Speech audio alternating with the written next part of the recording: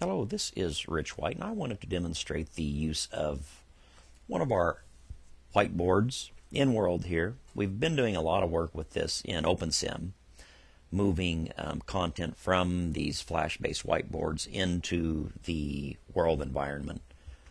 One of the affordances of that use case is that you can have students participating in the event that aren't in World necessarily, that are on netbooks or tablets, for example, that are a little less powerful, but they're still participating in the learning event. And for those with a little bit more immersive experience, you can see now we can have these in Second Life. We can have this media, this flash media, directly on the Prim. And so in OpenSim it's a little bit different. We interact in the whiteboard and then we send snapshots. We send snapshots to the world. Here, with this new Viewer 2, we can put the boards directly in World. So what's nice about this is it maintains that synchronous relationship between those that are in World and those that aren't. It also will let us send media from World to the whiteboard for those people that are in the whiteboard only. But here's just a real quick kind of view. So I'm going to zoom in on it here real quick. So let's grab and draw something here real fast. I'm just going to draw a square. Relatively responsive, a little bit slower when you're in World versus when you're not. Now how we would do this in OpenSim is once we had the sketch, we would send it in World. Usually most people that are in World also have the Flash-based web client up. The nice thing about this being in Second Life with this new Flash on a Prim is that you don't need that second window up. But I want to show you kind of how this works. So this is me in World. I'm sketching, I'm drawing, here I'll do the freehand circling some stuff. But I also see this, say if, for example, if I was someone on a pad, I would see this in the board. So here I am in just a regular Flash board, and I see this. I see that relayed back into my World. This does have audio too. If you wanted to separate the audio channel, not use the Second Life audio, but say for example we had a Prim and OpenSim that we dedicated to the whiteboard texture. We've got this session going on in Second Life, and then we have some students that are in the whiteboard only, in the web-based whiteboard. So we would have three environments, people in three environments synchronously participating in the event through the audio channel.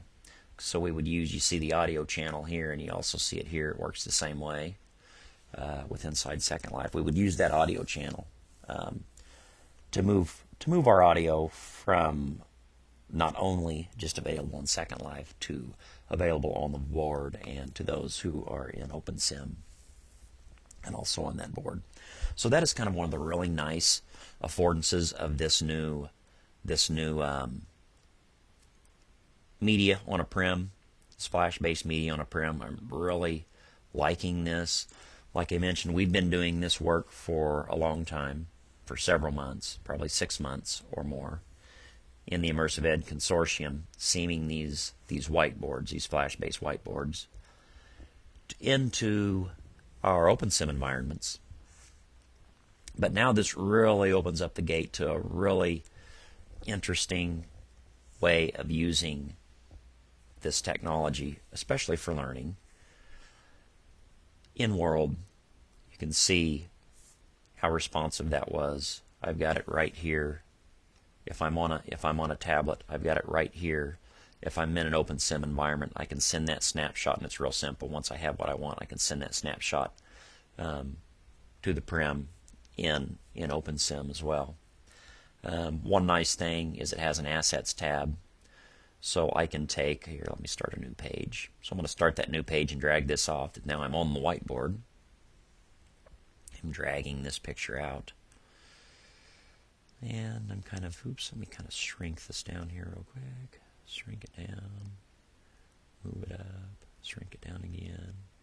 Kind of center it. There we go. Now I'll go in where, there we go. So what I've done there happened in World.